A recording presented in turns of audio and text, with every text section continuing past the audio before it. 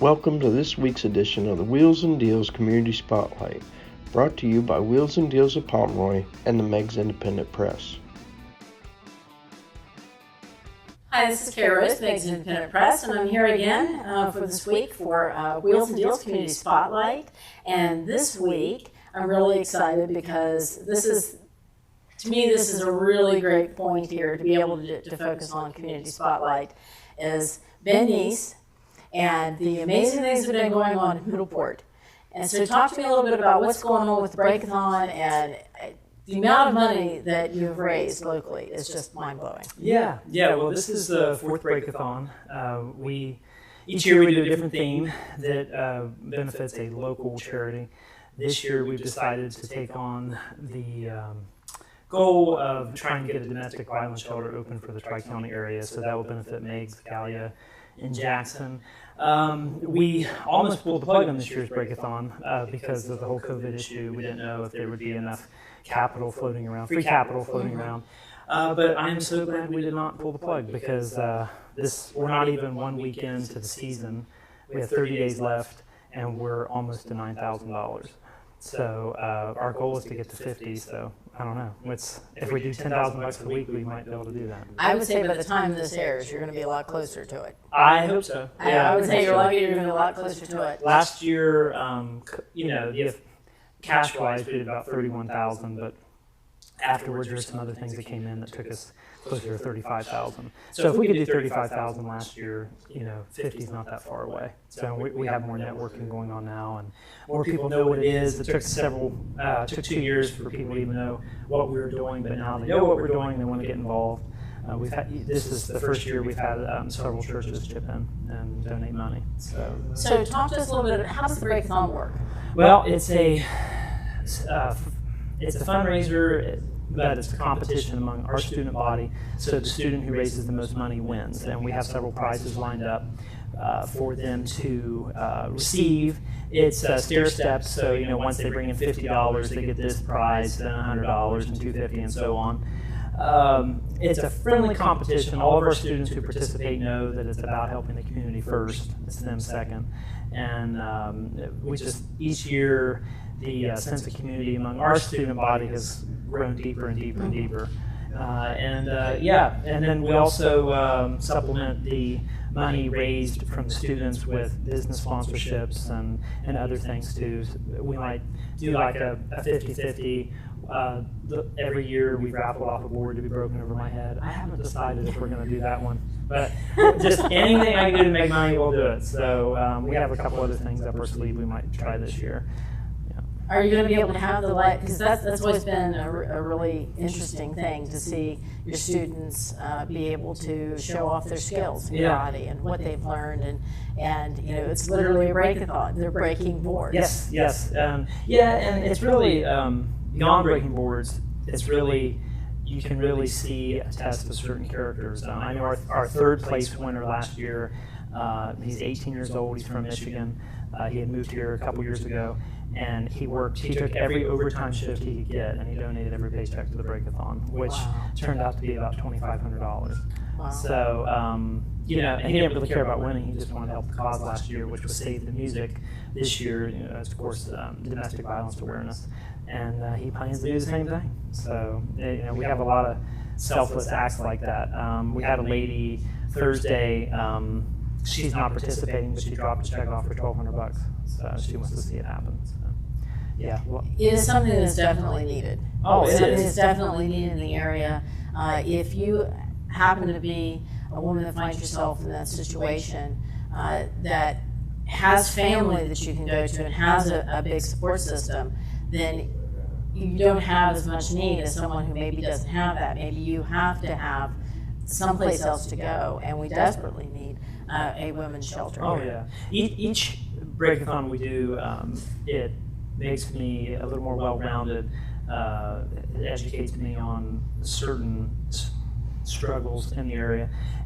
It's eye-opening. I've been working with Ashley Durst, who's been she's the co-founder of Square One, which will be the name of the shelter once it's open. And I've learned a lot that I never ever would have imagined before. how hard it is for people to get away from an abusive situation. And right now there are no resources to help you get out of a bad situation. So if you don't have that family support system, then you're stuck. And that can turn deadly. And it can, and it's something that, it's not just affecting the woman, but She her might have two children, children. children as well. Yeah. And so that's what it's, you're not just impacting one person's life with this. No, This is a really big deal, and it's something that we've needed for a long time. So tell me, where are you going to have it at? The Life Center in Middleport, same venue as last. We really like that venue. Church of Christ they've been very gracious to let us lease the building for this year. And it's November 7th. We'll open the doors at 9 o'clock, and we will have some crafters. I don't know if we'll have as many as we did the previous year. But the ones we have signed up are good quality, and they would make a great place to hit for presents for Christmas or anything like that. But yeah, it'll be at the Life Center on Main Street in Middleport. So, At what time? We'll open the doors at 9 a.m. Okay. And this is on? November 7th.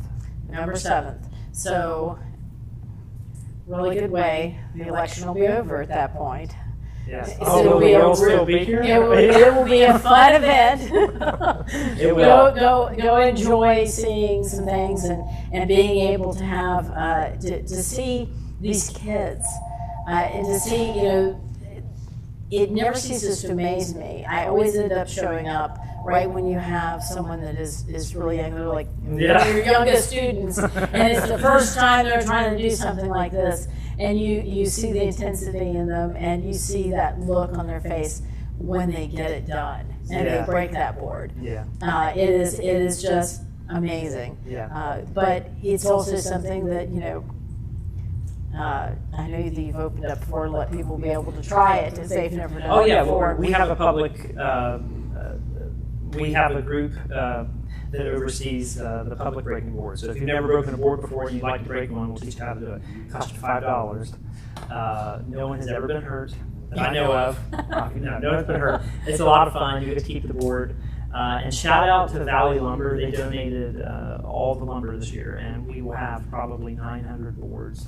Wow. Yeah, that's a lot of lumber. That's a lot. That's a lot of lumber, especially this year with COVID. It has caused quite the price jump in boards, so that is that is a big deal. Yes. And then one of the things that you get to see, you'll have businesses that sponsor. You've got their logo that you put on there and everything. Check out their Facebook page for the latest information on what's going on and the updates. It's always great to see those totals as you update daily. What's come in and everything. But also, if you're interested in karate, how can they get a hold of you? Yeah, well, I live at the karate school. I think I'm never at my own house, so you'll never miss me there. You can shoot us a message on Facebook. Everyone gets started with an intro course. It's 2 private lessons, about a half-hour piece. That's like $25. Make sure it's what you like to do. Martial arts is a completely different thing from team sports. It's just totally different. But if it's something you think you might enjoy, we'll figure that out through the intro course. And we're there 6 days a week. You can pick the days you like the most. There was something that I thought that was very important to say, and the coffee has worn off. Because Bitangas. Yeah, well, it was more towards the Breakathon, but it might come back. It might just pop in like a light bulb moment. But that's one of the things that's fun about doing this. I mean, it's live. That's doing it. It happens. But are there any other ways or any other sponsorships or anything that's available? Thank you. Light bulb. Bam. We have we've just had a great amount of community support and networking that it gets a little stronger every year. Mm-hmm. So for this year, a good friend of the dojo's, Paul Darnell, put up a PayPal link on our website. So if you're not here locally, say you're in California, but you're from this area and you would like to send some money, if you go to bitangasmac.com, that's bitangasmac.com, go to the Breakathon link, and then you can just enter as much money as you like, and that goes directly to the Breakathon. So we've had several people do that. I think, well, we had something similar to that last year, and it worked out pretty well, but this year's, it's a little smoother. They can just enter the amount, hit their PayPal button, and there you go. Okay. So, yes. And you can also keep an eye out on Facebook, because we have like 100, and I think right now we have 110 active students, and almost all of them are participating. As of last night, we had 67 people sign up. Last year, we only had 73 participate, and this is week 1. We still have a whole month to go. So if we get to 100 participants, I'm sure you'll see some on Facebook asking for money or whatnot to go towards their total. So easy way. And if you don't do Facebook, or let's say you don't do PayPal, you can just cut a check to Bitanga Charity Fund and mail it to 129 Mill Street, Middleport, Ohio, and that also will go right into the fund. So, yeah. How much total have you raised in doing collectively? All this through the years? Since I took the business over in 2016, what we kept track of, at least 65,000. Possibly more. Well, right now we're at 9,000, so 74,000. That's where we would be. It went in Locally, right back locally. It doesn't go anywhere else. It stays here. So and we're not one of those charities that has an administrative cut out of it. So I don't get paid for it. My workers don't get paid for it. It's all volunteer time. We start in May, and we probably average a minimum of 8 to 10 hours a week of just work. People kind of go like, how do you raise so much money? Because we work our butts off. I mean, it's just nonstop for 6 months. So, and that's, but we do it all for free. So we don't reimburse ourselves or, cut ourselves a paycheck like some of the big charities have been found to do. And we don't do that. So. Well, again, this has been amazing to talk about, because this is all about helping the local community. It's all about local community giving back to the local community. Again, and definitely ways to help. If you used to live here and you don't anymore, and you say, hey, I still care about Meigs County, there's a way for you to help out there. Also, it's a great point to make about having a little pride for this area, because that money, 99% of it is from here, and 100% of the effort and work is from here. So I know a lot of the local people who look to solve problems try to look from the outside to bring help in, but maybe we don't need that, because we're seeing it come from here. So and that is one of the things. I mean, we do need to be proud of our area, yes. And we need to be proud of who we are. And I am just. Really, if you get a chance, go down and check it out, because it is amazing to see what they do, and they go through and they break the boards, but the money that's raised, it's just a good time. It's just a good family time, and yes. It's a really great event. We also plan to have a big cake auction. So Edible Art by Samantha, she's going to make a big 3-dimensional cake that will be auctioned off. So I think last year's cake brought $500. So wow. That's some tasty cake. It is. It is. So yeah, they're really nice. You might want to check that out. Also, the deadline, I believe, is the 26th. But if you're a business or organization that would like to have a custom karate board made with your logo on it, you can do that for $100. Again, all that goes back into the charity. We will break your board, but then we kind of fuse it back together so you can see where it's been broken. Then it's mountable on a wall, and it says, like, I supported the Day of Hope, which is this year's theme. And then you can mount it on the wall like a 4-H banner, and you can see what you've contributed to over the years. And they're really neat, especially if you have a logo. I don't know how you quite make that look as good as you do. We have fantastic artists. Because they really do look like the logo. It's like, how did they get that on there? Because it's just done by hand. So it's all done by hand, and we had 62 last year. Wow. And they're not they're not cheap. I mean, they take a lot of time to put in. It's kind of sad we have to break them, but anyway, yeah, they could really hold me for ransom, like if the artists wanted to get more out of me, because I need their work. Yeah. Well, again, the event is going to happen when? November 7th, Life Center of Middleport. Doors open at 9. Check presentation should be any time between 4 and 5. So that's when we'll give a public announcement of how much money was raised.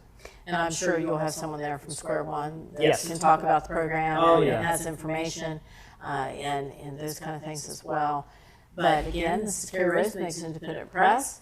I'm here with Ben Nease on behalf of Bitanga's and the Breakathon that's going to be coming up.